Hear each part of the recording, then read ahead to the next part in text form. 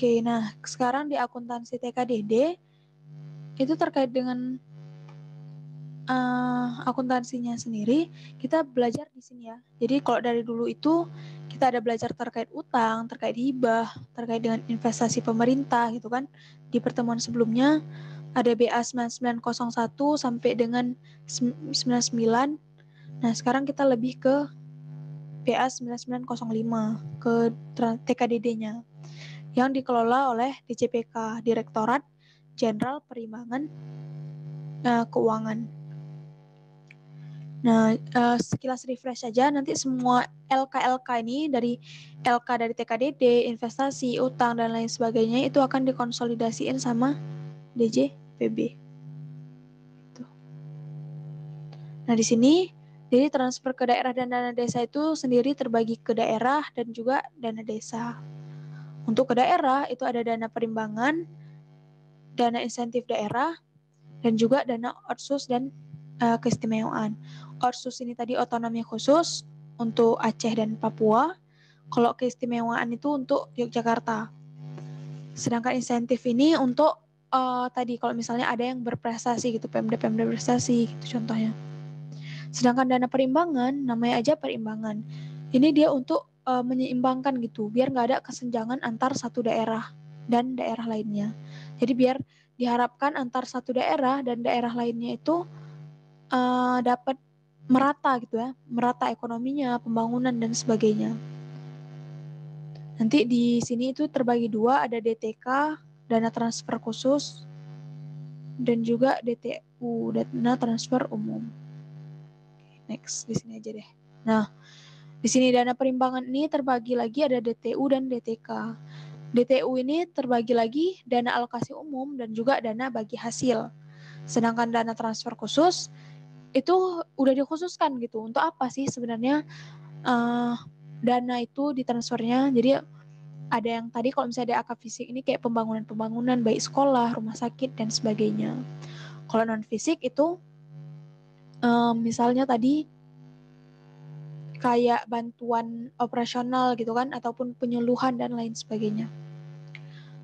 Sedangkan dana alokasi umum ini dia itu nggak dikhususkan, artinya kalau misalnya pemerintah daerah mendapatkan uang ini bisa digunakan sesuai dengan alokasi di Pemdanya. Dana alokasi umum ini yang tadi ya untuk kayak mana biar antar satu daerah ke daerah lainnya itu biar merata gitulah. Jadi kalau misalnya kayak Jakarta itu kan banyak tuh penerimaan daerahnya, jadi udah nggak dapet lagi. Tapi ada daerah-daerah yang misalnya jauh gitu, bahkan daerah tuh kayak jauh dari pusat kayak itulah. Jadi kayak yang nggak susah akses dan sebagainya itu dikasih lebih besar gitu.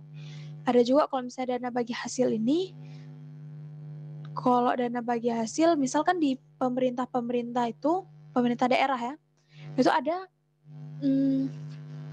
ada biasanya kayak sumber daya alam gitu. Nah, sumber daya alam itu nanti kan itu sebenarnya pendapatannya pusat. Nah, itu nanti dibagi hasilkan ke daerah-daerahnya gitu. Nih, kalau misalnya lebih detail di dana bagi hasil. Jadi ada pajak PBB, PPh pasal 21 dan PPh WP OPDN, sama cukai hasil tembakau.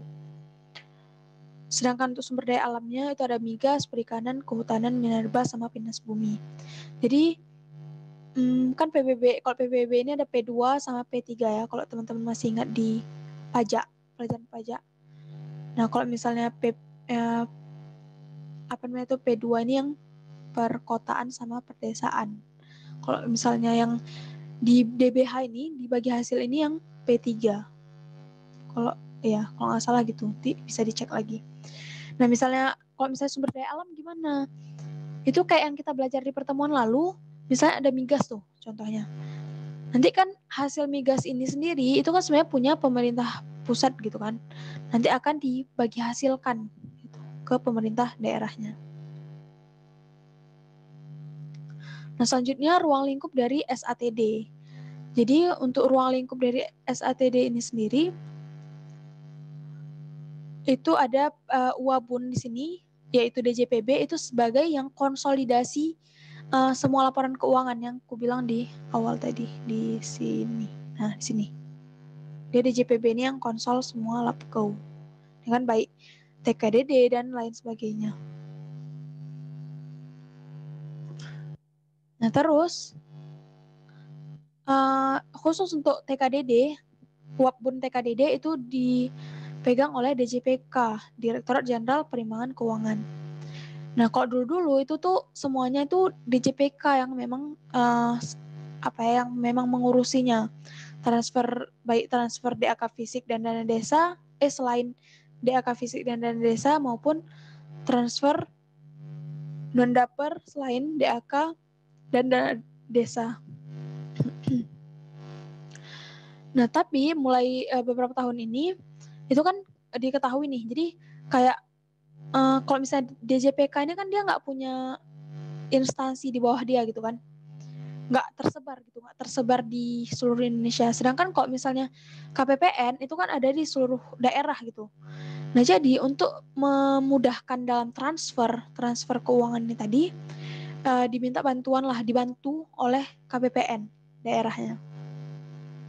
Nanti yang bakal ngurusin terkait dengan transfer itu yang bertanggung jawabnya itu adalah UAKKPA BUN. Nah, ini tuh koordinator, dia tuh sebagai koordinatornya. Nanti dia yang akan melapor ke DJPK itu. Untuk sistemnya sendiri itu kan mulai sekarang kita udah pakai Sakti ya, nggak pakai lagi Saiba. Jadi ini sistem aplikasinya untuk buat laporan keuangan. Ini laporan keuangan Satker dibuatnya di Sakti. Terus nanti akan direkonsiliasi, akan dicek gitu kan kesamaannya dan masuk ke SPAN. SPAN ini yang punya BUN. Itu. Jadi untuk biar dikonsolidasi nanti dia bakal masuk ke SPAN inilah. Nah, oke. Definisi transfer sendiri kita udah dibahas di awal. Kalau misalnya transfer itu penerimaan atau pengeluaran uang dari suatu entitas pelaporan atau kepada entitas pelaporan lain termasuk dana perimbangan, dana otonomi khusus, dan dana penyesuaian serta dana bagi hasil milik Pemda. Jadi kalau misalnya khususnya lagi terkait dengan TKDD, transfer ke daerah dan dana desa itu bagian dari belanja negara tadi ya, belanja negara kan. Kalau misalnya di LKPP, laporan keuangan pemerintah pusat, itu di pusat. Nah, itu dia ada belanja yang sepertiganya itu bahkan untuk TKDD ini sendiri. Nah, itu dia. Yang dialokasikan dalam APBN kepada daerah dan desa dalam rangka mendanai pelaksanaan urusan yang telah diserahkan kepada daerah dan desa. Oke. Nah, ini kalau misalnya ini terkait dengan perkembangan kebijakan akuntansi TKDD, itu dari 2019 kita masih pakai CTA. CTA itu cash toward accrual, jadi basis kita itu masih kas menuju accrual, belum accrual sepenuhnya. Terus mulai dari 2010 barulah kita itu udah pakai basis accrual. Terus di 2017 ini kalau misalnya dulu itu kan waktu pertama kali accrual, nah di sini kita ada ngakuin piutang dan utang. Sedangkan di 2017 ini kita udah pakai mekanisme reklasifikasi. Jadi nanti ada yang definitif gitu atas piutang dan utangnya. Sedangkan untuk 2019 sendiri itu basis akrual terdapat UAKKPA yang dilaksanakan oleh Ditjen Pelaksanaan Anggaran, terus nanti proses akuntansi TKDD-nya itu ada beban, realisasi TKDD, piutang TKDD, serta transaksi transitoris. Jadi semakin bisa dilihat semakin lama itu semakin pemerintah itu bertransformasi ya, maksudnya semakin berusaha untuk lebih baik gitu. Nah, dokumen sumber untuk kita pencatatan sendiri gitu kan dalam menjurnal, ini tuh dokumen sumber dalam menjurnal. Ketika ada resum tagihan, ketika ada ya kan resum tagihan tuh SPP ataupun SPM. Nah, ketika ada surat perintah membayar gitu kan, kita akan mentransfer ke dana daerah, ke daerah dan desa, itu ada resum tagihannya, maka kita akan mencatat beban gitu. Nanti beban ini juga, ini dokumen sumbernya ya. Ketika nanti ada penetapan PMK kurang bayar, ketika diketahui bahwasanya pemerintah itu kurang transfer gitu, berarti kan pemerintah masih harus transfer. Nanti, nah di sini juga akan diakui beban gitu teman-teman. Jadi misalnya kita udah transfer 800, sedangkan sebenarnya yang harus ditransfer itu 1 M. Nah di sini kita nanti akan akui beban 200. Nah pada utang pastinya karena kita belum bayar. Nanti barulah waktu realisasi kita transfernya itu dengan terbitnya SP2D. Nanti kapan kita akui piutang dan utang itu saat penerbitan PMK LS lebih salur ataupun kurang bayar, PMK kurang bayar. Nah di sini untuk proses bisnis pencatatan akuntansi beban dan realisasi TKDD. Jadi dokumen sumbernya itu ada dari DIPA, terus SKP RTD, terus SPP SPM nih, dan SP2D. Jadi ini tuh kayak gini teman-teman. Kalau misalnya dibacanya itu lebih enaknya gini. Ini sebenarnya hampir sama ya teman-teman, kayak waktu kita belajar di Akpom sebelum-sebelumnya juga gitu. Jadi pertama kali ketika ada dokumen sumber DIPA gitu kan, nanti kita akan buat jurnal anggaran. Jurnal anggaran itu kan dia di kas ya kan. Ini di kas apa di akrual ya? Bisa dicek lagi nih, apa nih? Ada keliru atau enggak. Nah, jadi kita akan buat jurnal anggaran dulu nih. Anggarannya karena ini DIPA ya, Satker, berarti kita buatnya allotment TKDD. Terus, waktu nanti ada kayak surat kontrak gitu kan, nah kita buat jurnal komitmen. Kita buat jurnal komitmennya, beban TKDD, pada dicadangkan untuk komitmen belanja. Nah, waktu terbit surat tagihannya, ataupun SPP ataupun SPM, surat perintah membayar, kan ini waktu ada resum tagihan kan. Nah, kita catatnya apa? Yang pertama, kita kalau misalnya sebelumnya kita ada komitmen, kita nyatat jurnal komitmen, berarti kita balik dulu jurnalnya. Tadi dari beban pada dicadangkan, sekarang dicadangkan pada beban. Kita balik dulu jurnal ini. Barulah kita jurnal yang ini, untuk resum tagihannya itu beban pada TKDD yang masih harus dibayar. Kenapa? Karena belum terrealisasi, masih tagihan. Lalu, kalau misalnya nanti ada terbit SP2D, barulah kita menjurnal realisasi anggarannya. Waktu udah terrealisasi, baru kita jurnal di kasnya ya, TKDD pada ini dikel sebenarnya ya. Jadi transaksi antar entitas itu bisa disebut juga dengan dikel. Terus ini juga dikel ya. Di akrualnya juga TKDD YMHD, balik yang ini. Nah, pada dikel. Oke, selanjutnya proses bisnis. Kalau misalnya kita mengakui adanya piutang gitu, kita lebih salur, kita lebih kelebihan transfer, seharusnya nggak segitu gitu kan.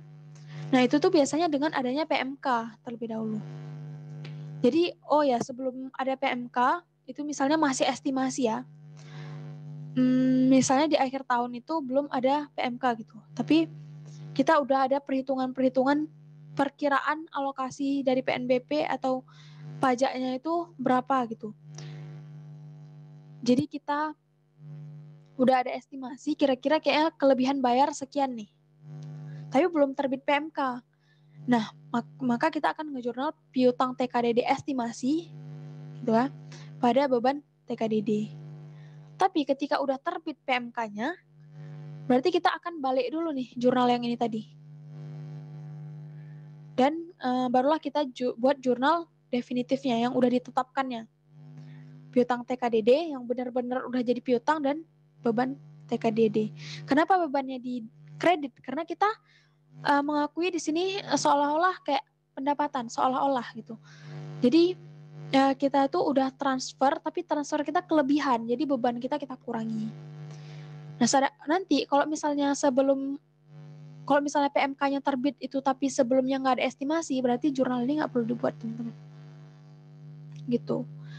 Nah, selanjutnya nanti ada kalau misalnya melalui potongan SPM itu ketika adanya SP2D kita akan mencatat dedel. Nah, ini transaksi antara entitas ini diganti aja ya dedel ataupun dikel. Ini kan karena di debit dia dedel. Dedel pada TKDD. Terus ini kan tadi masih piutang ya. Tapi di sini tuh kalau misalnya secara pencatatannya kita nggak boleh catatnya pada mengkredit piutang gitu di transaksinya. Jadi kita catat dulu dedel pada beban TKDD, baru nanti kita nyesuaiin biar piutangnya itu terhapus beban TKDD pada piutang gitu. Sebenarnya kan kalau misalnya kita lihat di sini, ini beban satu di kredit, satu lagi di debit. Berarti kan sebenarnya jurnalnya dedel pada piutang, tapi emang harus step by step kayak gini. Nanti dibuat aja kayak gini, step by step. Sesuai dengan PMK-nya. Nah, gimana kalau dengan utang? Kalau misalnya dengan PMK kurang salur gitu kan, ketika kita misalnya harusnya transfernya 1M tadi, tapi kita baru transfer 800. Nah, ketika kita waktu ngitung belum terbit PMK gitu kan, berarti kan kita masih estimasi nih. Nanti kayak tadi kita buat jurnal estimasinya. Beban TKDD, kalau misalnya kita kurang salur ya kan, yang seharusnya 1M kita baru salurnya 800, berarti kan kita kurang salur. Nah, berarti kan kalau misalnya dari 800 ke 1M berarti kita akan nambah beban ya kan. Makanya bebannya itu ditambah di debit. Karena kita belum transfer, makanya kita buat utang. Dan karena ini masih perhitungan belum terbit PMK, makanya ada utang estimasi ya, utang transfer estimasi. Nanti kalau misalnya PMK yang keluar kayak tadi, ini dibalik, baru kita jurnal beban TKDD pada utang transfer. Ini yang udah beban bener-bener nggak lagi estimasi gitu, utangnya udah bener-bener nggak estimasi lagi. Terus pas terbit SPM-nya, kita akan nyatat beban TKDD pada TKDD MHD, pas SP2D-nya nanti akan kita jurnal TKDD pada dikel, ya kan? Ini waktu kita transfer kan, kita tinggal buat aja TKDD kan, pada dikel gitu, karena uang kita keluar. Terus di akrualnya, ini buku besar kas ya, karena udah realisasi, udah ada SP2D. Waktu di akrualnya, kita balik yang ini tadi, TKDD MHD ini pada dikel. Nanti barulah untuk menghapus utang tadi, baru dibuat jurnal penyesuaian. Utang transfer dan beban TKDD. Gitu teman-teman. Oke, kita bahas di lanjut di next video.